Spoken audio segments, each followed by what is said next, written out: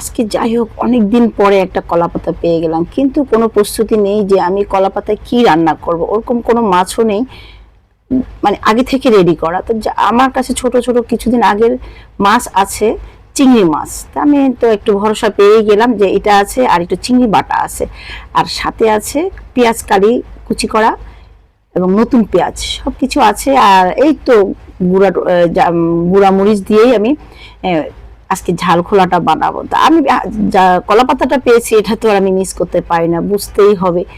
কলা পাতা আমার থেকে অনেক অনেক দামি একটা জিনিস মনে হয়, সবসময় মনে হয় যদি একটু কলা পাতা হাতের কাছে পেতাম, ঝাল খোলা প্রায় প্রায় বানাতে পারতাম। আর আমাদের আসলে কলা পাতা সরি ঝাল খোলা বানানোর নির্দিষ্ট কোনো ইনগ্রিডিয়েন্টস বলতে যে মাছ এই মাছ দিয়েই বানাতে হবে এমন কিন্তু না।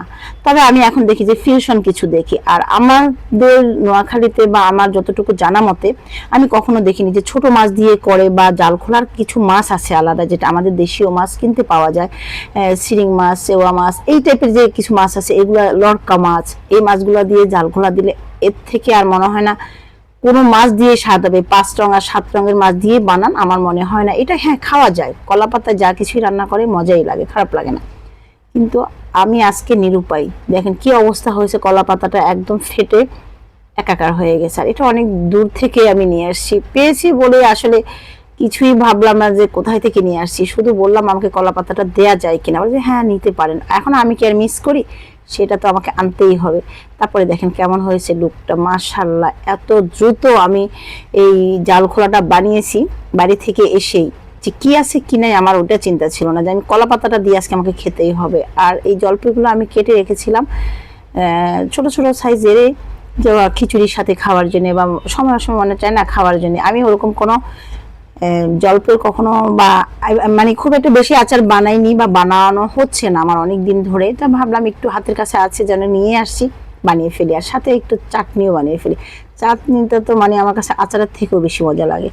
চাটনি আমার বাসায় বেশি সময় থাকবেও না বা থাকেও না, বানাতে বানাতে অনেকটা শেষ হয়ে গিয়েছে, বা খালি হয়ে যায় আর কি বয়মগুলো, কোন ফাঁকে খালি হবে টেরও পাই না। আর যা কিছু ছিল আমি চাটনিটা বানাচ্ছি, যা কিছু বলতে আমি রসুন, কাঁচামরিচ, কাসুন্দি আমার কাছে ছিল না, সরিষা বাটা ছিল না, ধনে পাতা, পুদিনা পাতা, লবণ, চিনি, একটু গুঁড়ো জাল, তারপরে চিলি ফ্লেক্স, সব কিছু দিয়ে একটু পানিও দিলাম, ভিনেগার দিলাম, সব কিছু দিয়ে একটা পেস্ট তৈরি করলাম। আর এইটাকে যখন খাবো আর একটুখানি লিকুইড করাও যাবে আস্তে আস্তে। আমার যখন যেরকম মনে হবে আমি সসের মতো করেও খেতে পারবো, আবার একটু লিকুইড করেও খেতে পারবো। তো আমি এমন একটা পর্যায়ে রাখছি, ঘনত্বটা যেন এমনই থাকে, এই যে পড়ছে না, কিন্তু যখনই আমার লাগবে আমি এর থেকে নিয়ে নিয়ে একটু ভিনেগারের সাথে মিশিয়ে খেতে পারবো লিকুইড করে।